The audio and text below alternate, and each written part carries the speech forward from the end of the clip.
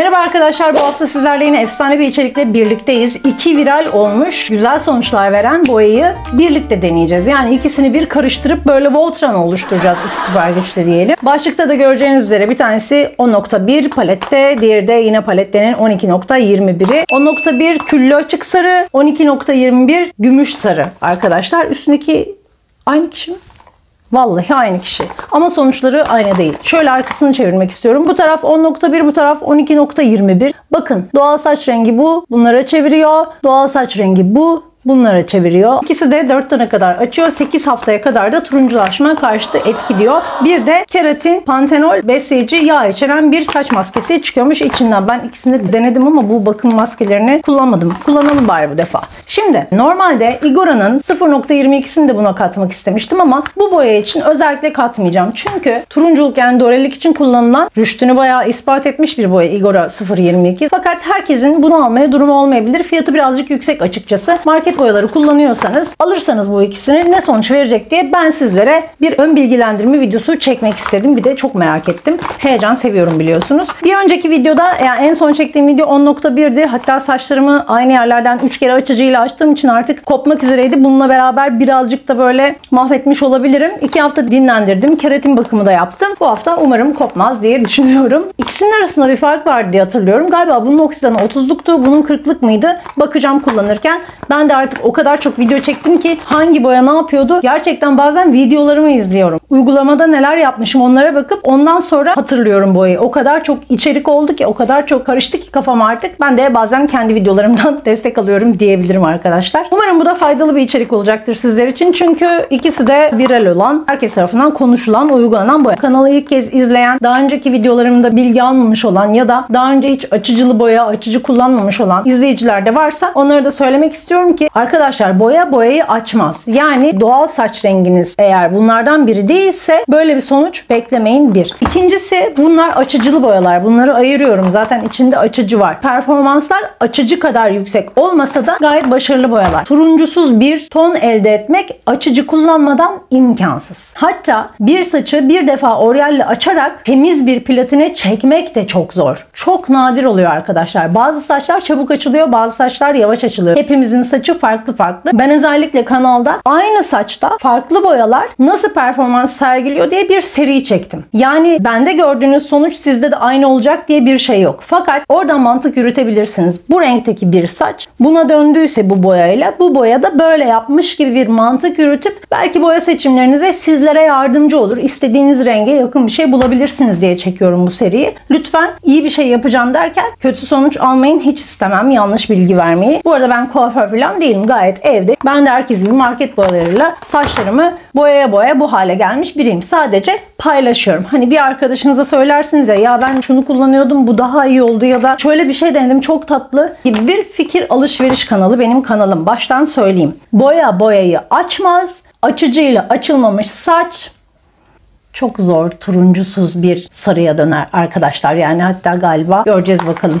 İmkanlı mı, imkansız mı? Ben de sonucu merak ediyorum. Zaten bu ikisi de açmazsa, bu iki gücü de birleştirince turuncusuz bir sarı vermezse, yani şöyle göstermek istiyorum. Saçlarımın dipleri çıktığı doğal saçlarım. Çok yeni çıktığı için açılması kolay olacaktır. 2 parmak, 3 parmak saçta dip boya kesinlikle doğru değil. Buralar deriden daha uzak olduğu için daha yavaş açılır, daha az açılır. Buralar çok açılır. Saçma sapan bir görüntü olur. O yüzden dip boyalarınızı maksimum 1 parmak hemen boyayın arkadaşlar. Benden tavsiye. Naçizane. Bir ikincisi, 10.1 videosuna bir göz atarsanız buralarımda benim daha önce boyanmış ya da muhtemelen cilalar yapılmış saçlar vardı. Çok koyuydu. Ben açacağına hiç ihtimal vermemiştim. Sonuca çok şaşırdım. Yani evet, turuncu, dore, tuhaf bir sarı, hatta bir kezban sarı diye yorum yazmış galiba, çok tatlı. Turunculu doreli açtı evet ama o saçı bu kadar açabilmesi, bu oryal değil bakın, açıcılı boya. Bravo dedim. Gördüğünüz üzere boya aktıktan sonra da açıcının açtığı saç tonu daha çok ortaya çıkıyor. Eğer saç tonunuz kızıllıysa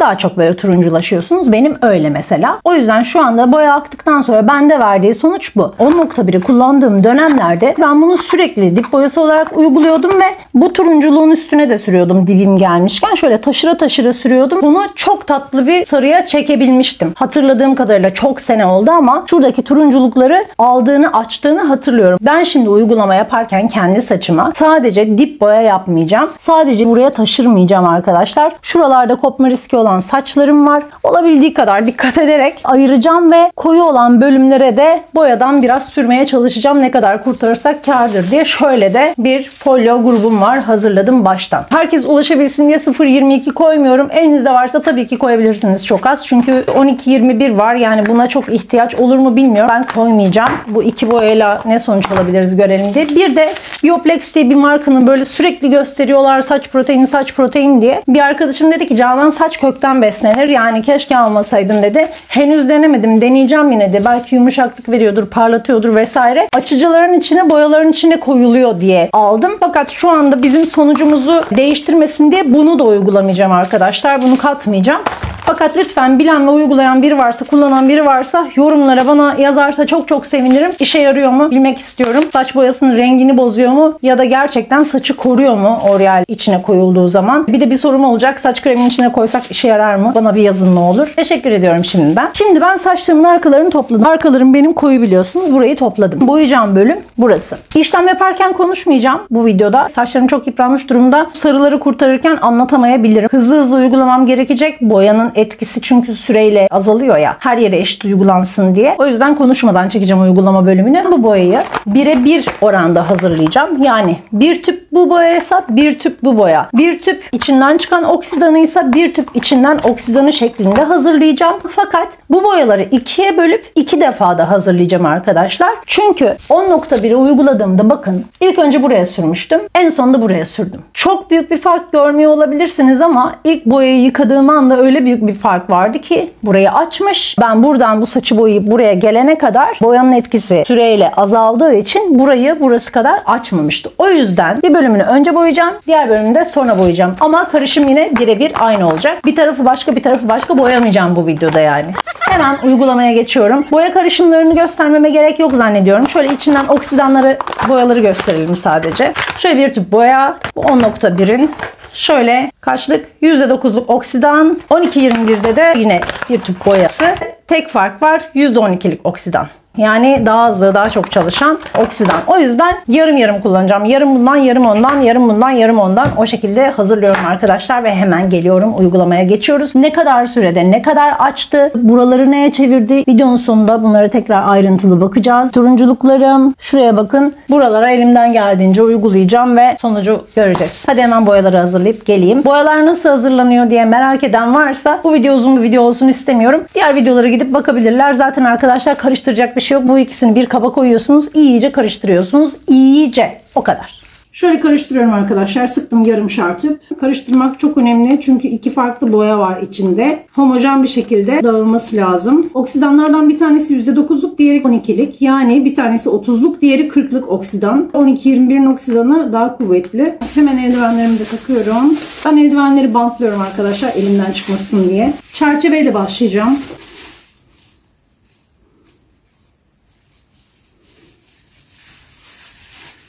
Umarım kopmaz.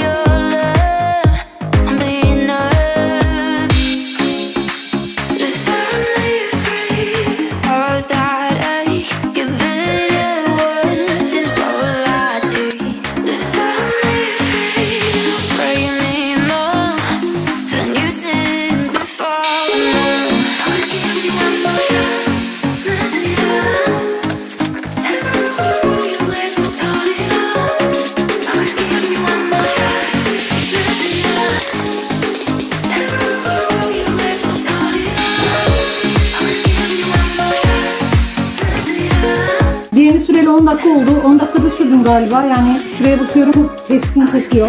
Bu tarafa önce ekleyeceğim. 10 dakika fark var çünkü arada.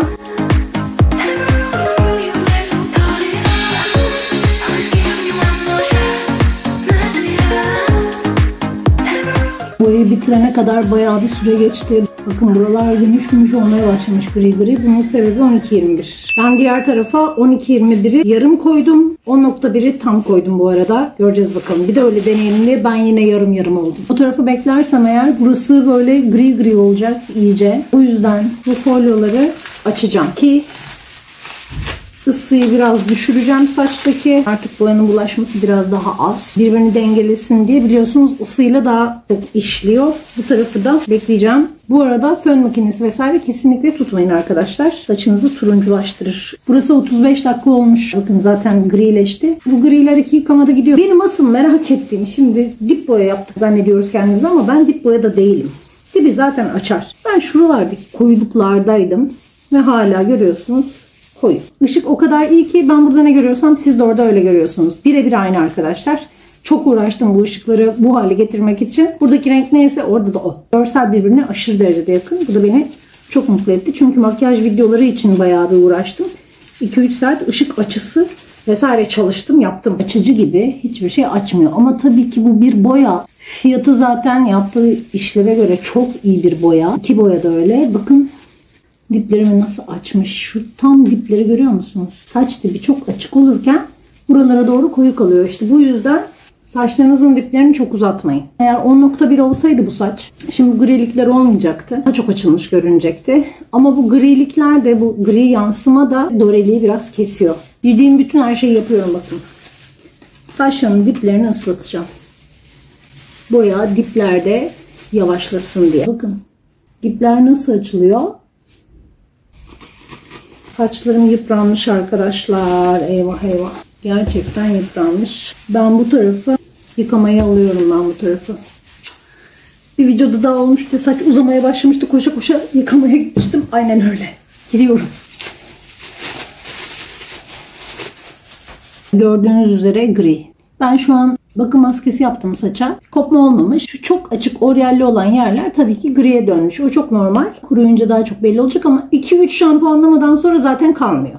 O yüzden içimiz rahat. Gayet de güzel çıkıyor sonuç. Buraya iyi ki denemişiz. Griyi yarısı kadar koydum. Biliyorsunuz burası 1'e 1, burası 1'e yarım. Gri dediğim 12-21'i buraya yarım koydum. Süre olarak aynı sürede bekleteceğim. Sonuç farkını da göreceğiz. Bu grilerden korkmuyorum. Çok tatlı oluyor aktıktan sonra. Hiç sıkıntı yok açıkçası. Daha az bekletseydim o koyu bölgelere etki etmez diye korktum. Ama koyu bölgeleri zaten açmamış galiba. Kurutunca anlayacağız. Burayı da burası kadar bekletiyorum. Yıkıyorum. Yine deneysel, yine bana bir şey oldu ya. Bana sürekli bir şeyler oluyor. Ben gri oldum.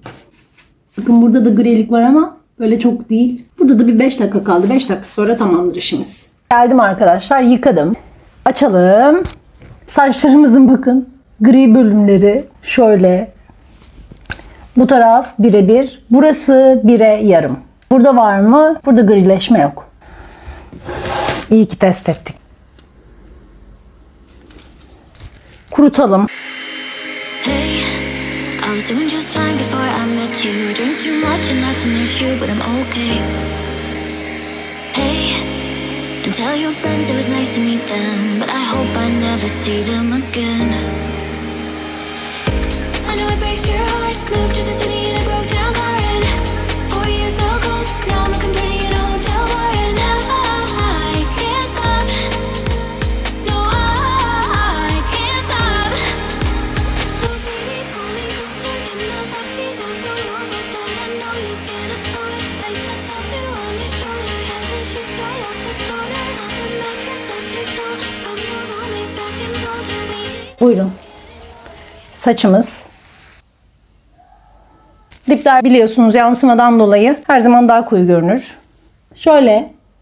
Bu taraf gri daha yoğun kullandığım bölüm. Buralara aldanmayın. Buralar açıcılı. Yani bu boyanın marifeti değil. Ama açıcı yaptıktan sonra bunu yapmış olsam onu da inceleme videolarında gösterdim gerçi. Yani boya şeklinde açılmış saçı da turunculu açılmış saça da uyguladık. Onlar da mevcut kanalda. Güzel mi? Güzel, kullanılır yani. Ama kimse bana yok efendim turuncu olmuyor. Tamam, ciyak ciyak turuncu değil. Küllü şu an benim saçım ama ben bu dorelikleri biliyorum. Yani şu anda üstündeki yansımalar gittiği zaman 8 haftaya kadar gerçi kalıcılık diyor ama bu akıyor yavaş yavaş ve şurada gördüğünüz şeyler daha turuncuya dönüyor. Bu videodan şu bilgiyi çıkarmış olabiliriz. 10.1 ya da 12.21'i tek tek kullanmak yerine evet birleştirip yarım şartüp kullanabiliriz. Güzel bir sonuç veriyor. Bunu burada gördük. Çünkü 10.1'in sonucundan daha küllü doğal olarak bir sonuç verdi. Burada daha az 12.21 kullandığım için saç diğer taraf kadar ışıltılı durmuyor doğal olarak. Açıcılı bir market boyasına göre oldukça iyi bir sonuç. Fakat doresiz, hiç turunculuktan eser olmayan bir saç istiyorsanız açıcı yapacaksınız arkadaşlar. Ve evde açıcı yapmak gerçekten çok zor ve çok riskli bir işlem. Eğer ben buna razıyım, böyle de güzelmiş derseniz evet uygulanabilir. Hiç kötü değil. Şu arada gördüğünüz grilikler akacak zaten. Onunla ilgili bir kuşkunuz olmasın. Tekrar çevireyim, normal halini görün. Bu taraf böyle, buraları görüyorsunuz maalesef yok etmemiş. Belki işte bir tık gitmiş gitmemiş yani hani. Bu taraftaki koyuluklar bunlar da aynı. Yani açıcısız boyayı açmaz. Arkadaşlar ben videomun sonuna geldim. Bu hafta da yeni bir içerikle sizlere bilgi vermeye çalıştım. Kullandığım şeyleri sizlerle paylaşmak istedim. Umarım eğlenmişsinizdir. Umarım güzel bir video olmuştur. Aradığınız bilgilere de ulaşmışsınızdır. Güzel bir alternatif bulduğumuzu düşünüyorum. Saçlarım da güzel. Ben böyle bayağı idare ederim bu hafta. Öyle görünüyor. Haftaya artık kim bilir ne yaparız hiç bilemiyorum. Haftaya cumartesi yeni bir içerikle görüşmek üzere. Kendinize çok iyi bakın. Her halinizde güzel olduğunuzda sakın unutmayın. Hoşça kalın.